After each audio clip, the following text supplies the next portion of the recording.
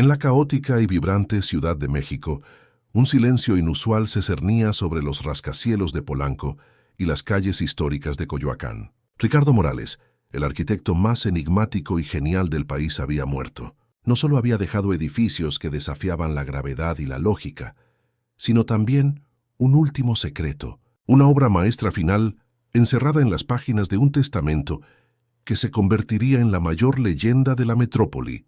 Todos se preguntaban cuál sería su último acto.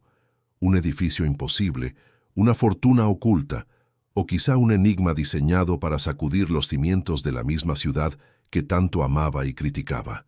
Nadie imaginaba que su verdadera herencia no estaría hecha de concreto y acero, sino de algo mucho más volátil, el carácter humano. ¿Qué harías si recibieras la llave de un legado que podría cambiar no solo tu vida, sino el destino de millones de personas? Piénsalo mientras sigues esta historia. Y si te gustan los misterios que revelan grandes verdades, aprovecha para suscribirte a nuestro canal y decirnos desde qué ciudad estás viendo este video. Queremos saber hasta dónde están llegando nuestros enigmas. Tu participación nos inspira a crear cada vez más. El viaje de hoy promete ser diferente a todo lo que has visto, pues involucra una herencia que no se puede medir en dinero, sino en coraje, visión e integridad, puestas a prueba de una manera que nadie podría haber previsto. En el centro de un impersonal despacho de abogados, el licenciado Díaz, un hombre cuya lealtad a Ricardo Morales era casi tan legendaria como la del propio arquitecto, leía el testamento por 10ª vez. Sus instrucciones eran claras, precisas y absolutamente demenciales. No había una lista de bienes, sino un desafío, un juego póstumo. Morales había orquestado su último proyecto con la precisión de un cirujano, seleccionando 3 piezas completamente distintas en un tablero de ajedrez que abarcaba toda la ciudad. Díaz sentía el peso de la responsabilidad sobre sus hombros. No era solo el albacea de un testamento, sino el guardián de un peligroso y revelador experimento social, cuyas consecuencias serían impredecibles y posiblemente devastadoras. La Ciudad de México pulsaba allá afuera, un monstruo magnífico de contrastes. El mismo sol que iluminaba las mansiones de las lomas también exponía las grietas en las paredes de Tepito.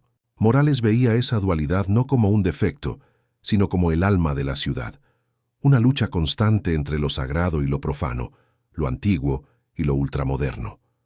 Sus edificios lo reflejaban, mezclando ruinas aztecas con cristal de titanio, creando belleza en medio del caos. Él creía que para construir algo verdaderamente nuevo, primero era necesario entender el alma fracturada de la ciudad, y ahora desde el más allá, obligaría a 3 personas a sumergirse en esa alma, a encararla de frente, para ver si serían consumidas por ella, o si lograrían finalmente sanarla. En una oficina minimalista con vista al Paseo de la Reforma, la joven arquitecta Isabela Vargas recibía la noticia de la muerte de Morales con una mezcla de reverencia e impaciencia. Ella fue su última protegida, su alumna más brillante, pero lo abandonó para seguir un camino de éxito comercial, diseñando torres corporativas que eran eficientes, rentables y sin alma. Se decía a sí misma que era la heredera natural de su genio, pero en el fondo sabía que había cambiado el arte por la ambición. La noticia de su mentor la hizo cuestionarse por un breve instante si el brillo de sus propios edificios no era más que un reflejo vacío, una cáscara brillante que escondía una profunda ausencia de propósito, un eco lejano de lo que pudo haber sido. A muchos kilómetros de allí, en un fraccionamiento privado, el empresario Javier Mendoza escupió el nombre de Morales con desprecio. Para él, el arquitecto era un artista poco práctico, que se negaba a vender sus terrenos más valiosos para proyectos que de verdad dejarían ganancias. Javier no veía la ciudad como un alma, sino como un mapa de oportunidades, donde cada barrio antiguo era un obstáculo para el progreso, y cada comunidad pobre un terreno esperando a ser revitalizado con condominios de lujo. La muerte de Morales para él significaba solo una cosa: la oportunidad de por fin ponerle las manos encima a esas propiedades, demoler los sueños de un viejo y construir imperios de concreto. Un negocio que dominaba con una frialdad calculadora. Mientras tanto, en el antiguo y polvoriento estudio de Ricardo Morales, un lugar que pocos conocían, el conserje Mateo Hernández limpiaba con esmero una maqueta inacabada, mientras las lágrimas corrían silenciosamente por su rostro arrugado. Durante 30 años, no solo fue el conserje, sino el confidente silencioso del genio, el único que escuchaba sus frustraciones y sus sueños más secretos. Mateo conocía cada boceto, cada apunte, cada libro. Sabía que la obra más grande de Morales no era un edificio, sino una idea, un proyecto revolucionario de vivienda social que podría redefinir la vida en la ciudad. Una idea que el mundo consideraba imposible, pero que Mateo guardaba en su corazón como la más sagrada de las promesas. El teléfono sonó, primero en la oficina de Isabela, interrumpiendo una junta importante. Después, en el auto de lujo de Javier mientras cerraba otro negocio turbio. Y por último, el viejo teléfono de pared en el estudio sobresaltando a Mateo en su silencioso duelo. Al otro lado de la línea, la voz grave y sin emoción del licenciado Díaz pronunció las mismas enigmáticas palabras para cada uno de ellos. Su nombre está en el testamento final del señor Ricardo Morales. Se ha programado una reunión para mañana. No llegue tarde. El impacto fue absoluto. Una arquitecta famosa, un empresario corrupto y un humilde conserje. 3 vidas sin ninguna conexión aparente, ahora irrevocablemente unidas por el último y más peligroso proyecto de un hombre muerto. La mañana siguiente amaneció fría y gris, un espejo de la ansiedad que flotaba sobre los 3 elegidos. Llegaron al despacho de abogados como representantes de mundos distintos que jamás debieron chocar. Isabela Vargas se deslizó fuera de un silencioso coche eléctrico, con su postura impecable y su mirada analítica ya escaneando el entorno. Justo detrás, la camioneta blindada de Javier Mendoza se detuvo en seco, y él se bajó hablando a gritos por el móvil, exhalando un aura de impaciencia y poder. Por último, llegando desde la dirección opuesta, apareció Mateo Hernández. Se bajó de un autobús abarrotado, se ajustó su abrigo gastado y, con una humildad que lo hacía casi invisible, entró en el edificio 15 minutos antes de la hora acordada, un hábito forjado en toda una vida de servicio. En la sala de espera, el silencio era un arma. El aire estaba denso, cargado de desconfianza y preguntas no formuladas. Isabela, sentada al borde de un sillón de piel, intentaba concentrarse en los planos arquitectónicos de su tablet, pero sus ojos delataban su curiosidad, analizando a los otros tú. Javier no se sentó. Caminaba de un lado a otro como un animal enjaulado, su reloj de oro brillando con cada gesto impaciente. Mateo permanecía quieto en un rincón, las manos encallecidas apoyadas sobre las rodillas, con la mirada perdida en un cuadro antiguo en la pared. Para los otros dos, él era solo parte del mobiliario, un error en la convocatoria, pero en su calma había una fuerza que ninguno de los dos podía comprender. «Por aquí, por favor». La voz del licenciado Díaz cortó la tensión como una navaja. Los guió a una sala de juntas, que era un santuario para la mente de Ricardo Morales. A un lado, mapas antiguos de Tenochtitlán, la ciudad azteca sepultada bajo sus pies. Al otro, proyecciones holográficas de edificios que parecían pertenecer a un futuro lejano. En el centro de una inmensa mesa de caoba, un único y grueso sobresellado parecía latir con energía propia. El abogado no ofreció café ni cortesías. Se plantó en la cabecera de la mesa, como el oficiante de un ritual sagrado, y el peso de aquel momento finalmente silenció incluso la arrogancia de Javier. Con manos firmes, Díaz abrió el sobre y comenzó a leer el testamento. La voz del abogado era un mero vehículo para las palabras de Morales, que resonaban en la sala con una fuerza poética y desafiante. Si una ciudad tiene alma, decía el texto, la de la Ciudad de México está fracturada, herida por su propia historia, por su belleza y por su brutalidad. Dediqué mi vida a construir sobre sus cicatrices, no para esconderlas, sino para honrarlas. Y entonces llegaron los nombres, leídos en voz alta como una sentencia. Para la ejecución de mi voluntad final, nombro a Isabela Vargas, Javier Mendoza y Mateo Hernández. El impacto fue una onda de choque que golpeó a los 3. Sus miradas se cruzaron llenas de incredulidad y hostilidad. «Esto tiene que ser una broma de mal gusto», explotó Javier levantándose de golpe. ¿Qué tengo que ver yo, uno de los mayores constructores de esta ciudad, con esta arquitecta de segunda? Y se detuvo, buscando la palabra correcta mientras señalaba a Mateo con desdén. ¿Y el jardinero? Isabela se enfureció. ¿Arquitecta de segunda? Mis obras definen el nuevo horizonte de esta ciudad, algo que sus bloques de concreto sin imaginación jamás harán. La verdadera pregunta es, ¿qué hace un depredador inmobiliario como usted aquí? Mateo permaneció en silencio, absorbiendo los insultos como un viejo muro de piedra, su presencia callada como un testimonio mudo ante la furia de los otros dos. «Silencio», ordenó Díaz, su voz retumbando como un trueno. Esperó a que los dos se sentaran antes de continuar. Del sobre no sacó escrituras ni certificados de acciones. Sacó 3 llaves de hierro idénticas, antiguas y ornamentadas, y las deslizó sobre la pulida mesa, una para cada uno. El metal frío contrastaba con la modernidad de la sala. A continuación, presentó una única tarjeta bancaria de titanio negro. Esta es la llave financiera del proyecto. Está vinculada a un fideicomiso creado por el señor Morales. El presupuesto es, a todos los efectos, ilimitado para los propósitos del proyecto que deberán ejecutar juntos. La palabra ilimitado quedó flotando en el aire, cambiando por completo la dinámica. El desprecio dio paso a la codicia. Díaz entonces leyó la cláusula central, la misión que los unía y los maldecía. Juntos, como 3 caras de una misma ciudad, deberán encontrar lo que abren estas llaves. Una vez que encuentren el lugar, deberán usar los recursos proporcionados para crear algo que sane una herida en el alma de esta metrópoli.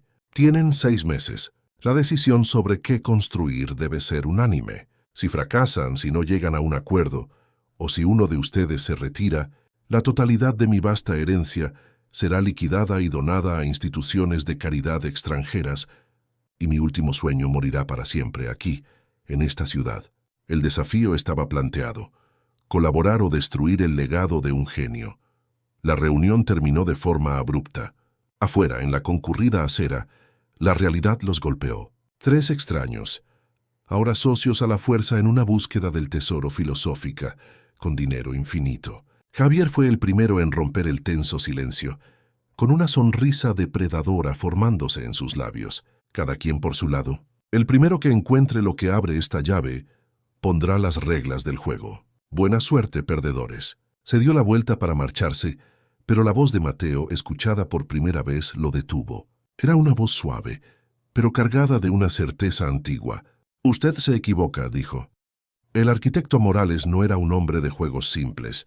La respuesta no está en lo que la llave abre, sino en por qué nos eligió a nosotros. Isabela y Javier se giraron, mirando al viejo conserje como si acabara de revelar la primera pieza del verdadero rompecabezas.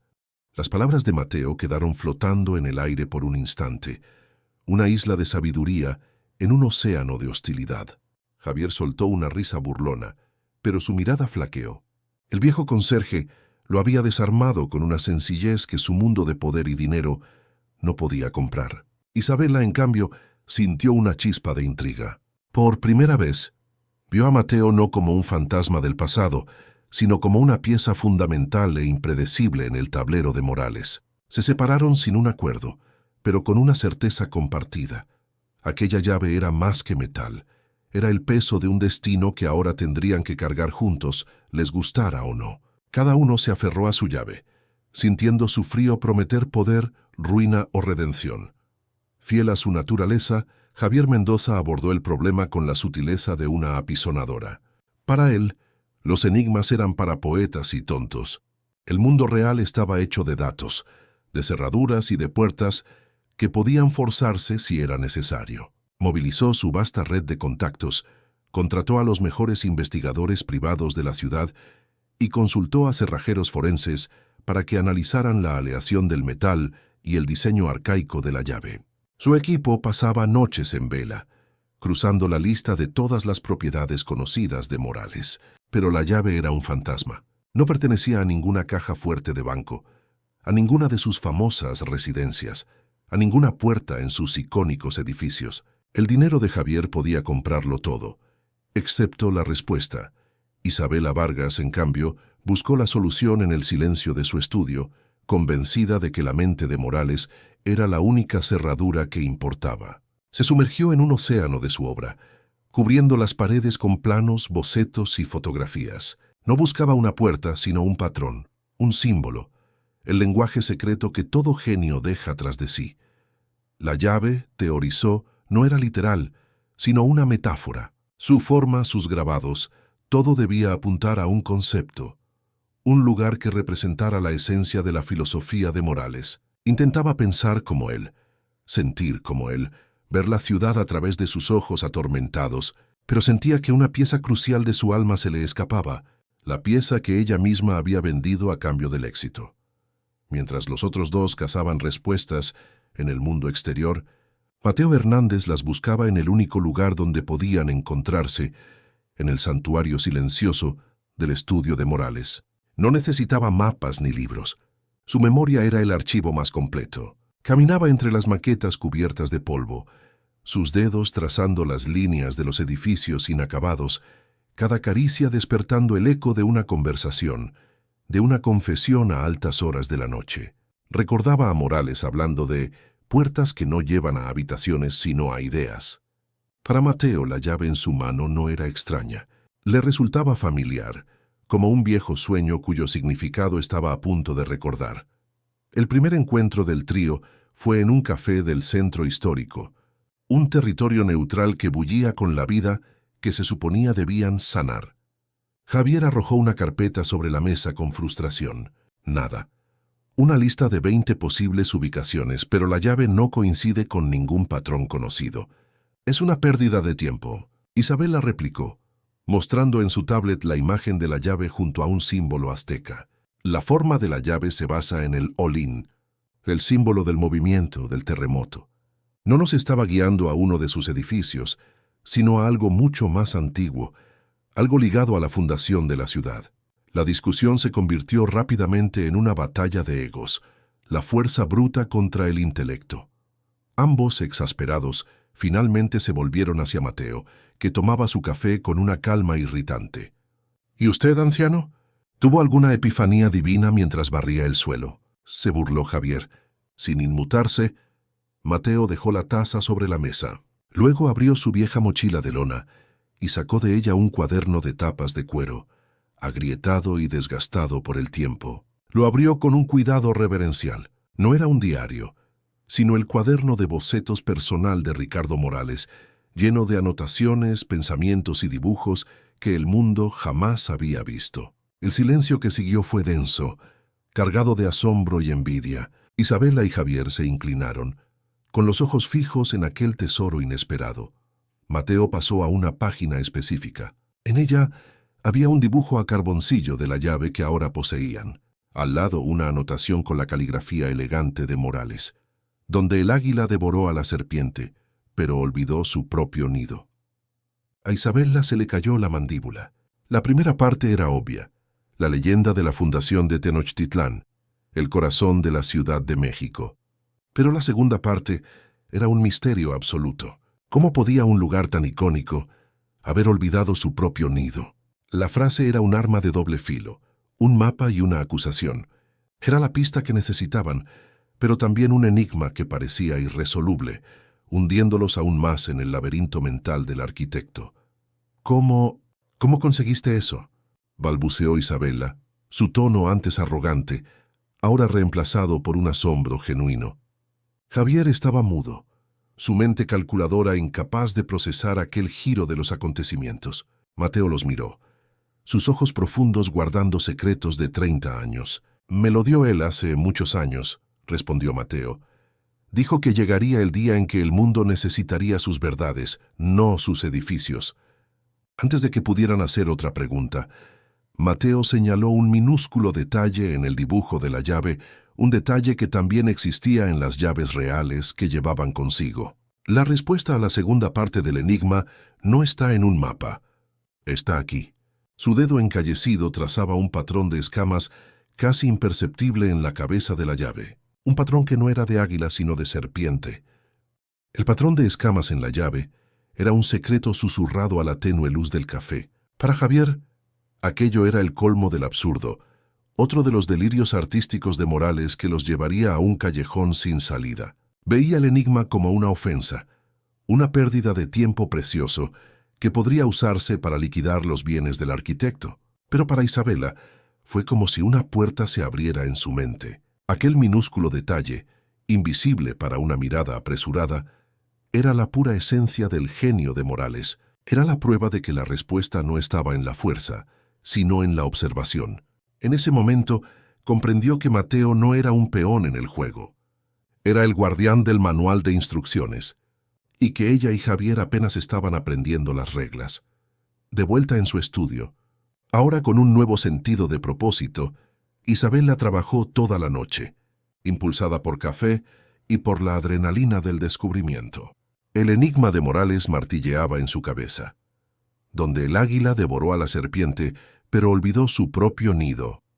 Si el nido del águila, la Ciudad de México, fue construido sobre el símbolo de la serpiente, quizá el nido olvidado no era el del águila, sino el de la propia serpiente.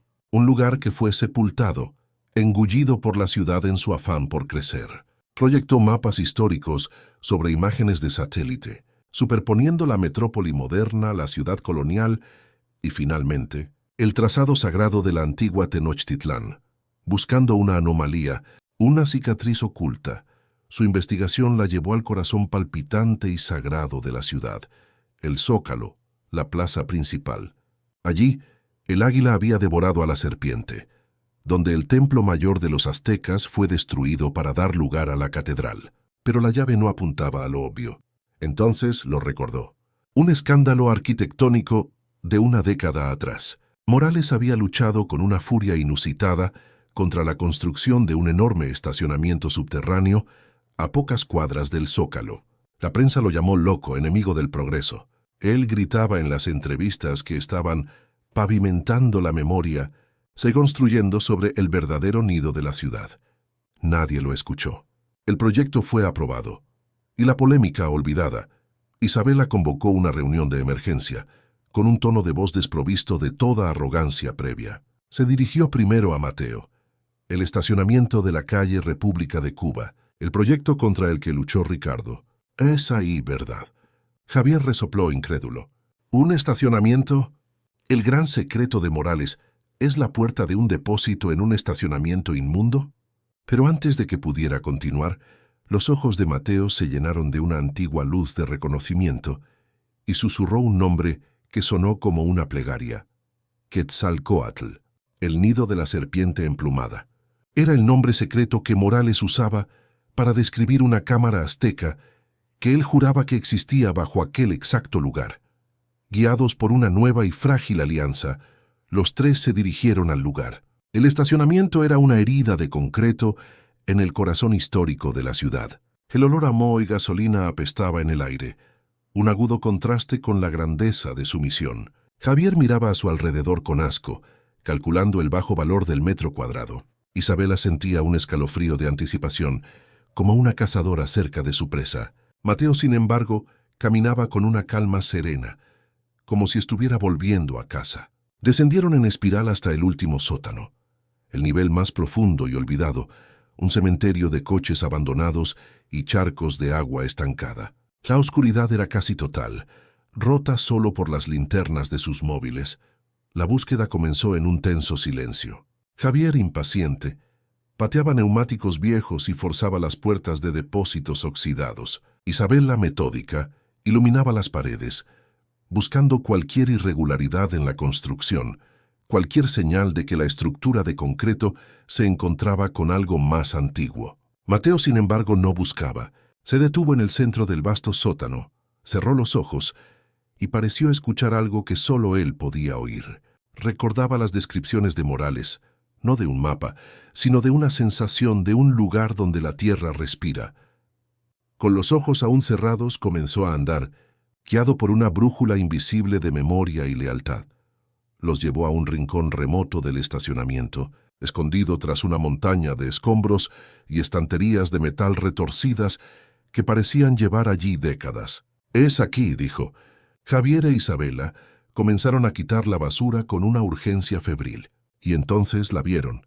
No era una puerta grandiosa, sino un portal a otro tiempo. Incrustada en una pared de roca volcánica que no pertenecía a aquel lugar, había una puerta de madera oscura, casi petrificada por la edad. Estaba cubierta por una gruesa capa de polvo, como si no hubiera sido tocada en siglos, y en su centro, una única cerradura de hierro, cuyo diseño era un reflejo perfecto del de la cabeza de sus llaves, con el inconfundible patrón de escamas de serpiente.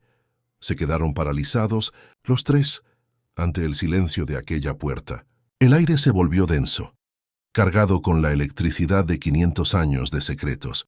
La búsqueda frenética, las discusiones, los enigmas, todo los había llevado a ese momento, a aquel umbral entre el presente y un pasado profundo y olvidado. Después de una eternidad, Javier, incapaz de contener su codicia, dio un paso al frente. «Basta de misterios. Abran esto de una vez». Pero Isabela extendió un brazo, deteniéndolo. «No», dijo con voz firme. «El testamento fue claro. Tenemos que hacerlo juntos».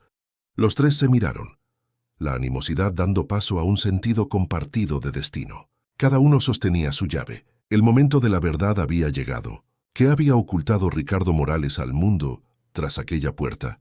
El aire en la oscuridad del sótano parecía congelado en el tiempo, denso por la expectación de siglos. Guiados por un instinto primordial de que aquel era un punto de no retorno, los tres se posicionaron frente a la puerta. Isabela a la izquierda, Javier a la derecha y Mateo en el centro. Intercambiaron una última mirada, una mezcla de miedo, codicia y reverencia que trascendía su animosidad. Lentamente, como si realizaran una ceremonia sagrada, insertaron sus llaves en la cerradura. Se deslizaron hacia adentro con una suavidad sorprendente. Juntos, en un movimiento sincronizado y silencioso, giraron las tres llaves. Un sonido profundo y metálico retumbó en la oscuridad, el sonido de un secreto siendo desvelado. La antigua puerta de madera tembló, y con un gemido largo y prolongado, comenzó a abrirse hacia adentro. Una ráfaga de aire salió de la cámara, un aliento frío y terroso que olía a tierra húmeda y a tiempo olvidado. Los haces de luz de sus linternas cortaron la oscuridad absoluta, revelando lo que había más allá. Javier, que esperaba encontrar oro azteca o valiosos artefactos, fue el primero en expresar su decepción con un gruñido. No había tesoros, ni cofres, ni oro. Lo que había era espacio. Un espacio vasto y cavernoso que se hundía en las entrañas de la tierra. Estaban sobre una pequeña plataforma de metal y ante ellos se abría un abismo. Abajo, las luces revelaban los contornos de muros de piedra, las cimas de pirámides truncadas y el trazado de calles antiguas. No habían abierto una bóveda. Habían abierto una tumba, un yacimiento arqueológico intacto. Era el verdadero nido de la serpiente emplumada, una parte de la antigua Tenochtitlán que había sido engullida por la ciudad colonial y olvidada por todos, excepto por un hombre. Ricardo Morales no solo sabía de su existencia, se había convertido en su guardián secreto. Aquella puerta, oculta bajo capas de concreto e indiferencia, era su entrada privada al alma perdida de la ciudad. No había luchado contra la construcción del estacionamiento por capricho.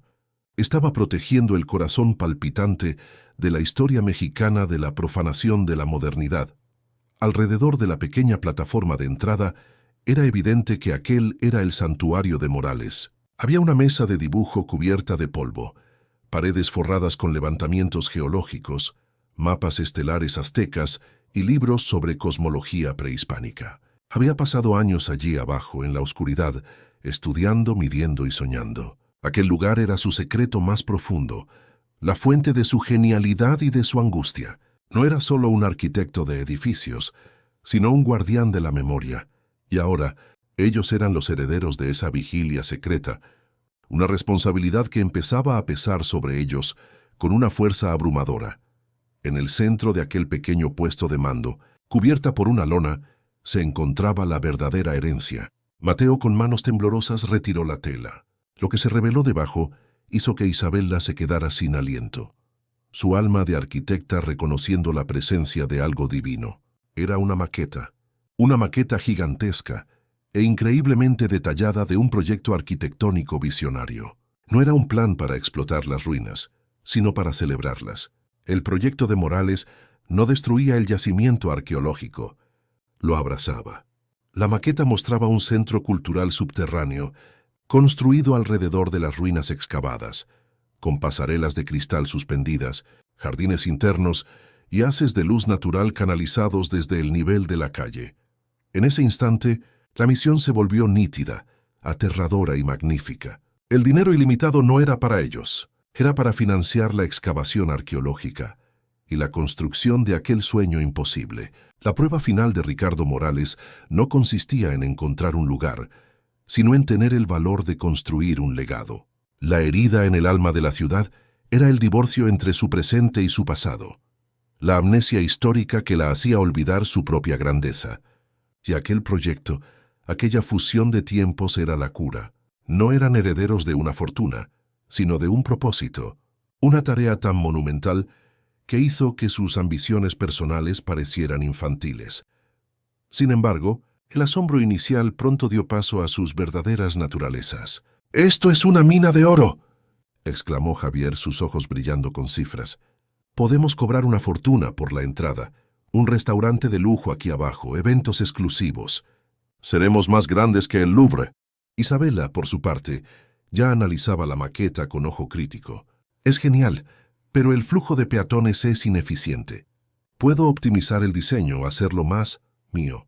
Mateo, en cambio, miraba las partes que ellos ignoraban, las áreas de la maqueta dedicadas a escuelas públicas, a bibliotecas gratuitas y a talleres para artesanos locales. Él veía el corazón del proyecto, mientras que los otros solo veían su piel. Mientras comenzaba la primera gran discusión sobre el futuro del proyecto, Mateo, sintiendo que algo todavía faltaba, abrió un cajón en la vieja mesa de dibujo de Morales. Adentro, encontró un pequeño sobre amarillento con los 3 nombres, Isabela, Javier, Mateo, escritos con la caligrafía del arquitecto. Su corazón se desbocó. Lo abrió. No contenía una carta, sino una única fotografía antigua en blanco y negro. La foto mostraba a 3 niños, de quizás 10 años, jugando en medio del polvo de una obra en construcción. A pesar de los años, los rostros eran inconfundibles. Un joven y soñador Ricardo Morales, un pequeño y ya mandón Javier Mendoza y un niño flaco y tímido, que era él mismo, Mateo Hernández. La fotografía en blanco y negro era una bomba silenciosa, y su explosión resonó en el silencio de la cámara azteca. Isabela tomó la imagen de las manos de Mateo, mientras su cerebro lógico luchaba por procesar lo imposible. Eran ellos. El parecido era innegable. Javier le arrebató la foto de la mano, su rostro contraído en una máscara de furia y negación. «Es un fraude, un montaje, otro truco enfermizo de ese viejo loco», gruñó, su voz sonando extrañamente hueca en el vasto espacio subterráneo. Pero sus ojos, por una fracción de segundo, se abrieron desmesuradamente, con el terror de un fantasma enterrado hacía mucho tiempo. Solo Mateo miraba la imagen con una tristeza familiar, como quien se reencuentra con viejos amigos en un cementerio olvidado. Para Isabela, la revelación fue como encontrar la piedra de Rosetta del enigma de Ricardo Morales. El proyecto, la llave, la elección de ellos, nada era al azar. Era profunda y dolorosamente personal. Ella no era solo la arquitecta talentosa, era la sustituta simbólica de su genio. Javier no era solo el empresario codicioso, representaba la fuerza bruta y el progreso despiadado que Morales tanto despreciaba y quizá envidiaba. Mateo era la conciencia, el guardián de la memoria. La misión de sanar el alma de la ciudad era, en realidad, una orden para que se curaran a sí mismos, para que reconstruyeran las ruinas de su propia historia antes de atreverse a tocar las de la ciudad. La furia de Javier era una tormenta. Caminaba de un lado a otro sobre la plataforma de metal, sus pasos pesados resonando como martillazos. La fotografía no era solo una imagen, era una acusación. Aquel niño flaco y sucio de tierra era la personificación de todo lo que había pasado su vida entera tratando de destruir, su pobreza, su vulnerabilidad. Construyó su imperio sobre las cenizas de aquel niño. «Hizo esto para humillarme», gritó Javier al vacío. «Incluso después de muerto, todavía quiere recordarme de dónde vengo». Su rabia era el miedo de que, si admitía la verdad de aquella foto, Todo su mundo de poder y éxito se derrumbaría, revelando al niño asustado que todavía era por dentro. No fue para humillarlo, fue para recordártelo. La voz serena de Mateo cortó la furia de Javier. Y entonces comenzó a contar la historia.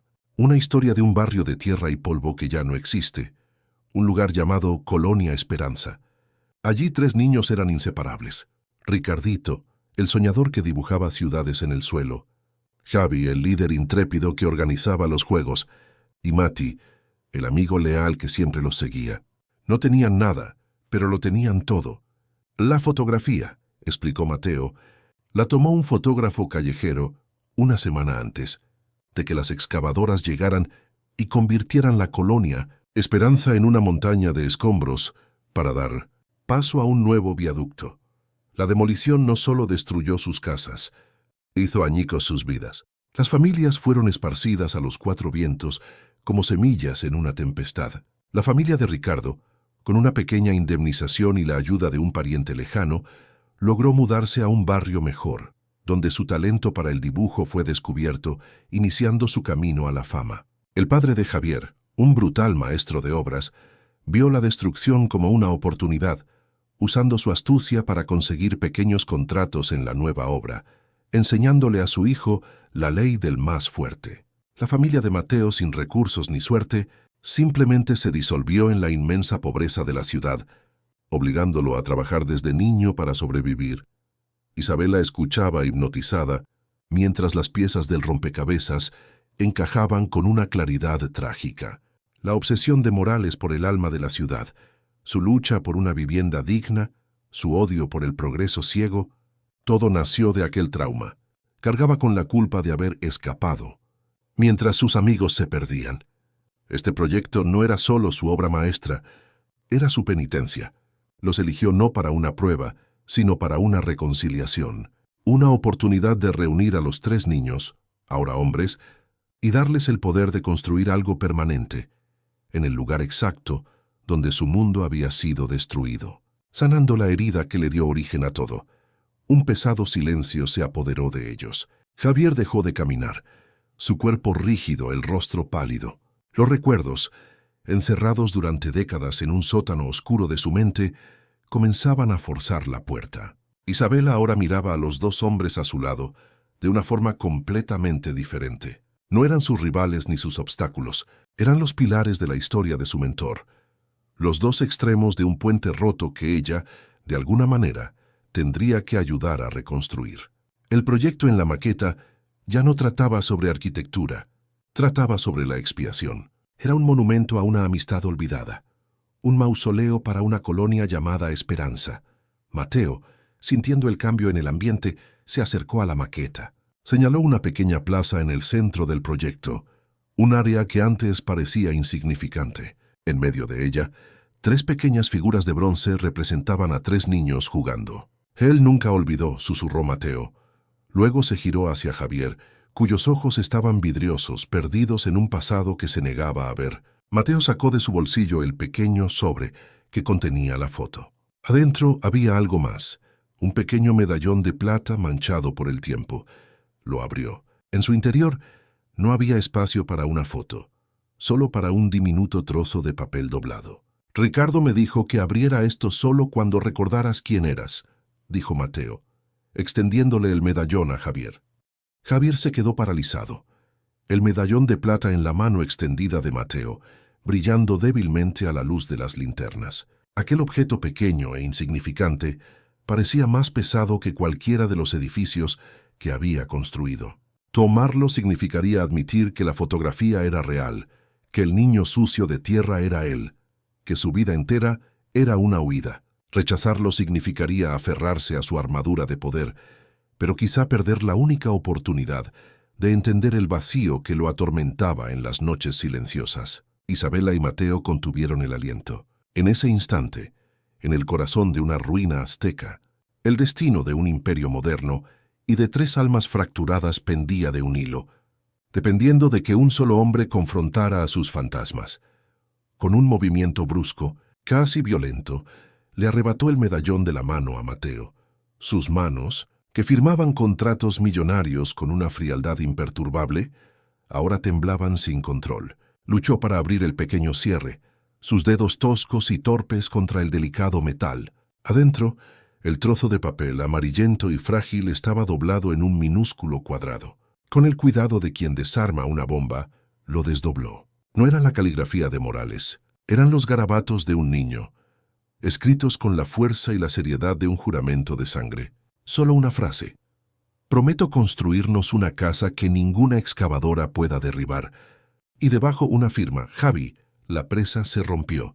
Aquella promesa, escrita por su propia mano infantil, fue la llave que abrió 40 años de recuerdos sepultados. La oscuridad de la cámara dio paso a la luz cegadora del sol en un terreno baldío. Sintió el sabor del polvo, el olor a hierba seca.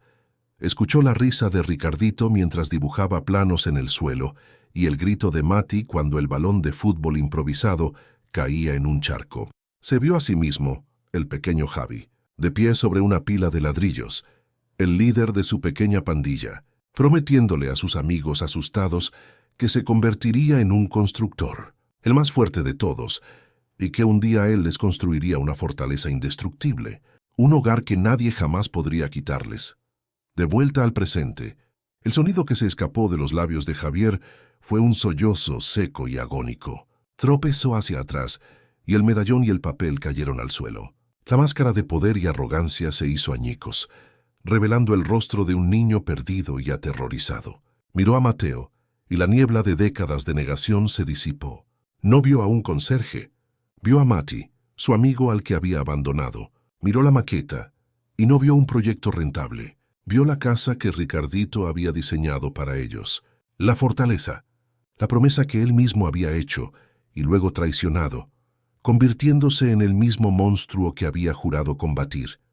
Cayó de rodillas. El derrumbe no fue ruidoso, sino una implosión silenciosa y devastadora.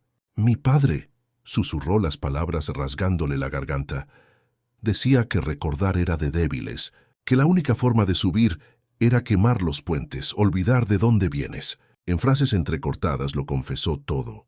La vergüenza de la pobreza, la dureza de un padre que le enseñó a valorar solo el concreto y las ganancias, la decisión consciente de borrar todo rastro de la colonia esperanza de su mente. Cada rascacielos que construyó no fue un monumento a su éxito, sino una lápida para el niño que dejó atrás, sepultado bajo los cimientos. Isabela, que siempre había visto a Javier como un villano unidimensional, sintió una oleada de compasión inesperada. Finalmente entendió su rabia, su codicia. Eran las armas de un niño asustado, que luchaba por sobrevivir en un mundo que ya lo había destruido una vez. Mateo se acercó lentamente y sin decir palabra puso una mano sobre el hombro de Javier. No fue un gesto de lástima, sino de reconocimiento. El acto de un viejo amigo, que había guardado la memoria por los dos, esperando pacientemente el día en que pudieran compartirla de nuevo. En ese momento, por primera vez, no eran la arquitecta, el empresario y el conserje. Eran Isa, Javi y Mati, reunidos sobre las ruinas de su pasado.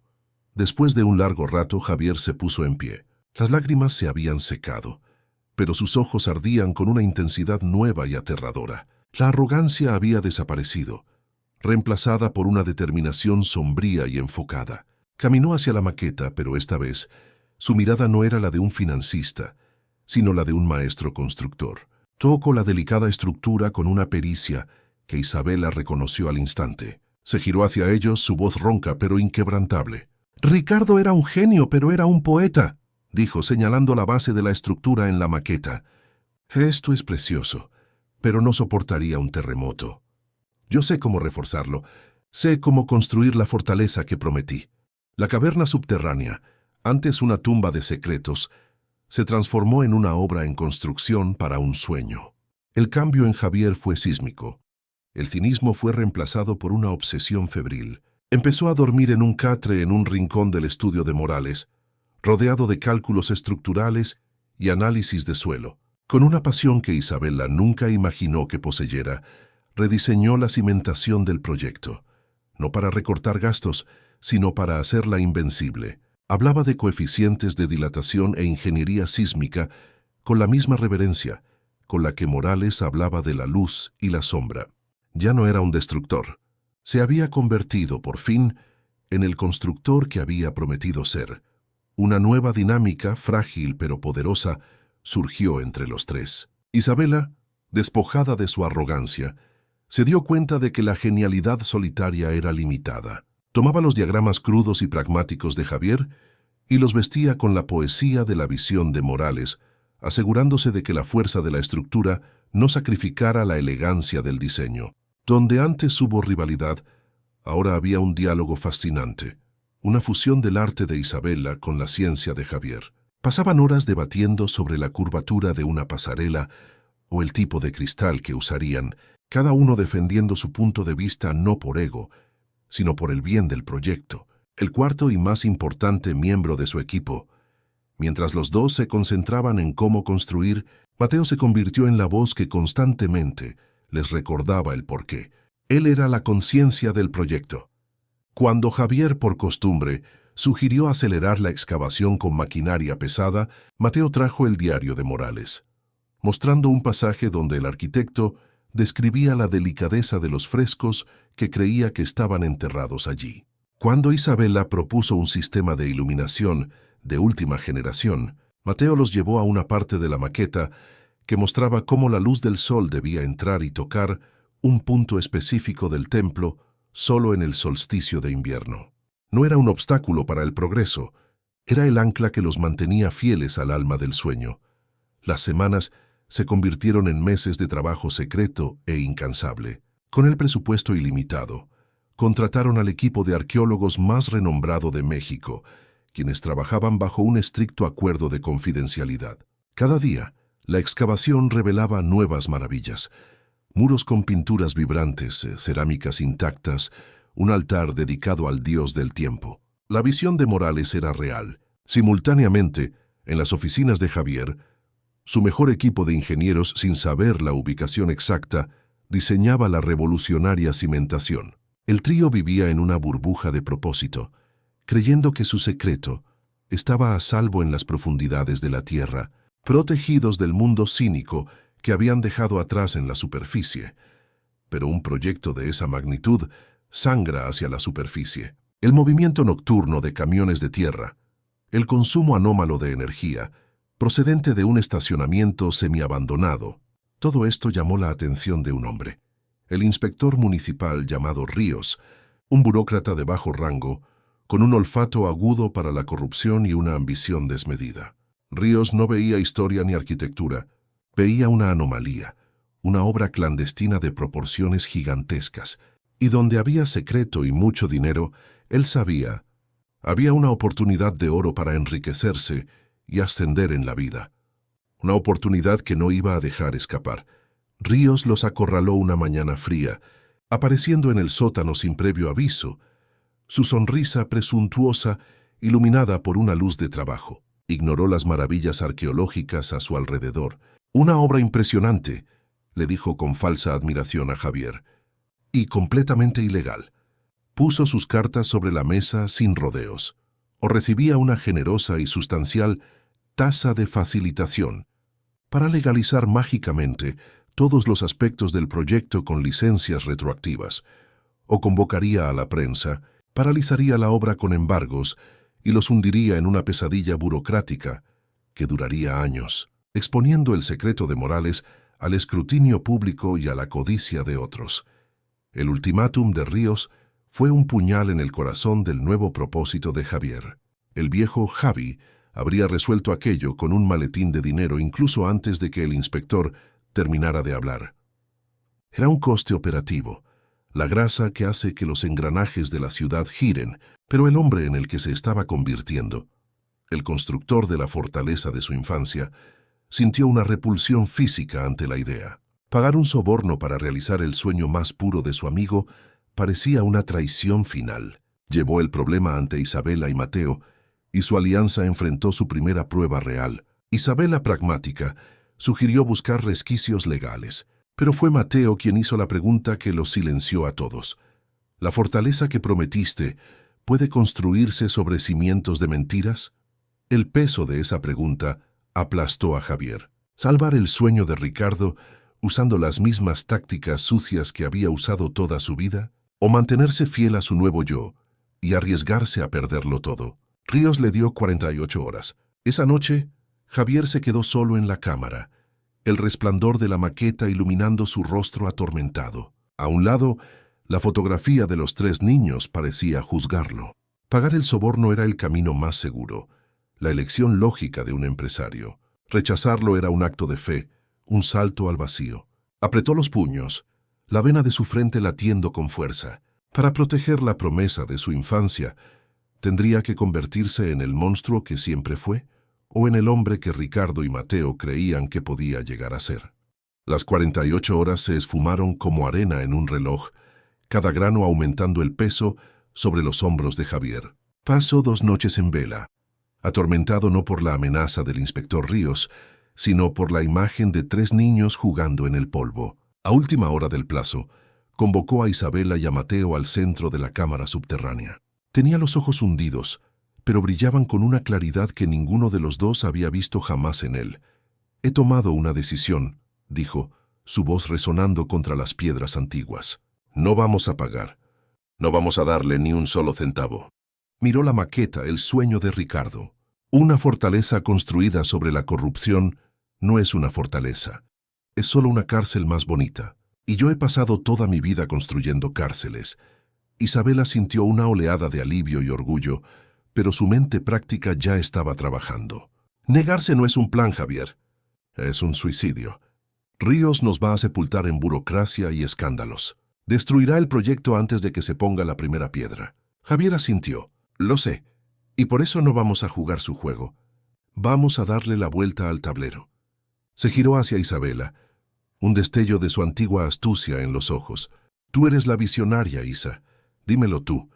Si no podemos atravesar un muro, ¿qué hace un buen arquitecto? Isabela lo miró fijamente, comprendiendo. Una pequeña sonrisa se dibujó en sus labios. Lo convertimos en parte del paisaje. Si no podemos esconder el proyecto, se lo revelamos al mundo. La idea era peligrosa, audaz y quizá la única oportunidad que tenían. Y fue ahí donde el viejo Javier, el depredador corporativo, resurgió, pero esta vez para luchar por ellos. Con una velocidad y precisión aterradoras, comenzó a trazar un plan de batalla. Ríos quiere exponernos, perfecto. Haremos el trabajo por él, pero bajo nuestros términos, dijo Javier, su cerebro funcionando más rápido de lo que podían seguir. Tomó su móvil e inició una serie de llamadas, movilizando su red de contactos, no para ocultar o sobornar, sino para orquestar la mayor revelación arquitectónica de la historia de México. Una tormenta mediática y política perfectamente cronometrada. Mientras Javier se movía como un general, Mateo se convirtió en el corazón de la operación. No entendía de estrategias de medios, pero entendía de historias. Con la ayuda de Isabela, digitalizó las páginas más conmovedoras del diario de Ricardo, la fotografía de los 3 niños, la nota del medallón. Pasó horas al teléfono, usando una lista de contactos que había guardado durante años, y encontró a otras 2 familias de la antigua colonia Esperanza. Grabó sus testimonios, sus recuerdos de la demolición, dándole un rostro humano y una voz real a la herida que Ricardo Morales quería sanar. Estaba armando la narrativa con la verdad, la única arma que Ríos no podía contrarrestar. El día del ajuste de cuentas llegó. Javier concertó la cita con el inspector Ríos en el mismo café del Zócalo, fingiendo una sumisión total. El dinero se está gestionando, mintió Javier, mientras activaba discretamente una grabadora. Ríos, arrogante en su victoria, se relajó y comenzó a detallar exactamente cómo funcionaba la red de corrupción. Nombres, cifras, un regalo para cualquier fiscal. Lo que no sabía era que alrededor de la plaza, posicionados estratégicamente, estaban los periodistas más respetados del país, convocados por Javier para un anuncio histórico, y que su conversación se estaba transmitiendo en vivo a una furgoneta de control. En el instante exacto en que Ríos dijo, «Nadie tiene por qué saber nada. Así es como funciona el progreso», Isabela dio la señal. La vida en la plaza más famosa de México se detuvo. Las inmensas pantallas de publicidad alquiladas por Javier parpadearon y cobraron vida. No mostraban anuncios, sino una imagen en directo, en alta definición del interior de la cámara secreta, de la silenciosa majestad del templo azteca. La multitud se quedó boquiabierta. A continuación, comenzó un vídeo con la voz de un historiador narrando la historia de Morales, mostrando las páginas del diario, la foto de los niños, los testimonios de los antiguos residentes. La historia secreta de la ciudad estaba siendo revelada a sus ciudadanos. El efecto fue cataclísmico. Ríos se giró y vio su rostro presuntuoso en la pantalla, seguido por las imágenes de la ruina. Estaba atrapado, expuesto ante miles de personas. El escándalo estalló al instante. Los periodistas, dándose cuenta de que la reunión para el soborno era la verdadera noticia, rodearon al inspector, cuyos superiores, viéndolo todo en directo, ya lo estaban abandonando a su suerte. El intento de extorsión de Ríos no solo fracasó, sino que encendió una llama. El proyecto de Morales se convirtió en la causa célebre de la ciudad, un símbolo de la lucha contra la corrupción y a favor de la preservación de la memoria. No solo salvaron el proyecto, lo volvieron intocable. Una semana después, las aguas se habían calmado. Ríos estaba bajo investigación. El proyecto tenía el respaldo oficial del gobierno y el mundo de la arquitectura y la arqueología estaba en éxtasis. En la plataforma dentro de la caverna, ahora iluminada por un sistema de luces profesional y repleta de equipos oficiales, el trío observaba el sueño hacerse realidad. Habían ganado. Pero la victoria trajo un nuevo y abrumador desafío. Mateo se giró hacia ellos, su rostro sereno pero sus ojos serios. Ricardo nos dio los recursos. Y nosotros le entregamos el proyecto al pueblo, dijo. Pero su última voluntad aún no se ha cumplido. Señaló la maqueta. La decisión sobre qué construir, cada detalle, debe ser unánime. Ahora, con el mundo entero observándonos, con el mundo como testigo, la construcción del sueño de Ricardo Morales comenzó. La bendición del apoyo público, sin embargo, pronto se reveló como una maldición. Cada decisión era examinada con lupa por los medios. Cada pequeño retraso era debatido por expertos. La unidad que forjaron en la batalla contra Ríos comenzó a desgastarse bajo la presión de 1000 elecciones diarias. La grieta original entre ellos reapareció, no como hostilidad, sino como visiones del mundo fundamentalmente opuestas. Javier, el constructor, exigía pragmatismo y seguridad. Isabela, la artista, luchaba por una estética pura y audaz. Y Mateo, la conciencia, insistía en que cada ladrillo se colocara con un propósito comunitario y un respeto sagrado por el pasado. El punto muerto llegó en la forma de la entrada principal, el rostro del proyecto. Isabela diseñó un portal de cristal minimalista, una lámina de luz que parecía flotar, invitando al cielo a entrar en la tierra. Javier la vetó de inmediato. Es una pesadilla de seguridad y una invitación para los vándalos. Necesitamos algo fuerte, una entrada que diga esto es un tesoro, la fortaleza que yo prometí. Esbozó una estructura imponente, casi brutalista. Mateo rechazó ambas. Una entrada no debe ser una valla publicitaria para el ego del arquitecto, ni una caja fuerte para asustar a la gente, argumentó. Debe ser como los brazos de una abuela, abierta, humilde, invitando a todos a entrar sin miedo. El proyecto se detuvo. El testamento era claro: unanimidad o fracaso. Desesperados, se reunieron en la cámara a altas horas de la noche, con el peso del fracaso inminente sobre ellos. Sintiendo que se habían alejado del espíritu de Ricardo, Mateo tomó el diario del arquitecto una última vez, hojeando las páginas en busca de una respuesta. Encontró una anotación cerca del final, una página que nunca habían leído con atención, donde Morales reflexionaba sobre su propio legado. Pasé mi vida imponiendo mi visión, creyendo que mi genio era absoluto, había escrito el arquitecto, pero mi mayor error fue construir en solitario. Mi verdadera obra maestra no será un proyecto mío, será un proyecto nacido del conflicto necesario entre el constructor, la artista y el alma. No deben estar de acuerdo, deben luchar, ceder y finalmente fusionar sus verdades. La revelación los golpeó con la fuerza de un terremoto. El impacto no fue descubrir un secreto, sino comprender la profundidad de la confianza de Morales. Él no quería que uno de ellos ganara la discusión. Quería que crearan algo que él mismo habría sido incapaz de concebir. La prueba no era llegar a un acuerdo. La prueba era el desacuerdo en sí mismo. No quería una visión, quería tres. La condición de la unanimidad no era un obstáculo, era la herramienta de creación misma, obligándolos a fusionar sus naturalezas distintas en una cuarta y nueva entidad. Una visión nacida del caos y del respeto mutuo. No estaban fracasando en la prueba, estaban justo en medio de ella. Con esta epifanía, la dinámica cambió para siempre. Dejaron de intentar convencerse mutuamente y empezaron a escuchar. Volvieron al problema de la entrada. Javier explicó la necesidad de una estructura que pudiera resistirlo todo. Isabela tomó esa necesidad y la vistió con cristal y luz, creando paneles que eran hermosos pero también reforzados. Y Mateo tomó el concepto de ambos y lo arraigó en el suelo, diseñando rampas de acceso abiertas y jardines comunitarios que guiaban a la gente hacia la entrada de forma orgánica y acogedora. El resultado fue algo que ninguno de ellos había imaginado. Una entrada que era al mismo tiempo una fortaleza, una obra de arte y un abrazo. 5 años después, el día de la inauguración del Centro Cultural Colonia Esperanza. El lugar era una maravilla del mundo. Desde la calle parecía un parque sereno, pero al caminar por él el suelo se abría suavemente, revelando la ciudad azteca debajo, protegida bajo un techo de cristal que reflejaba el cielo. No era un museo silencioso, era un organismo vivo.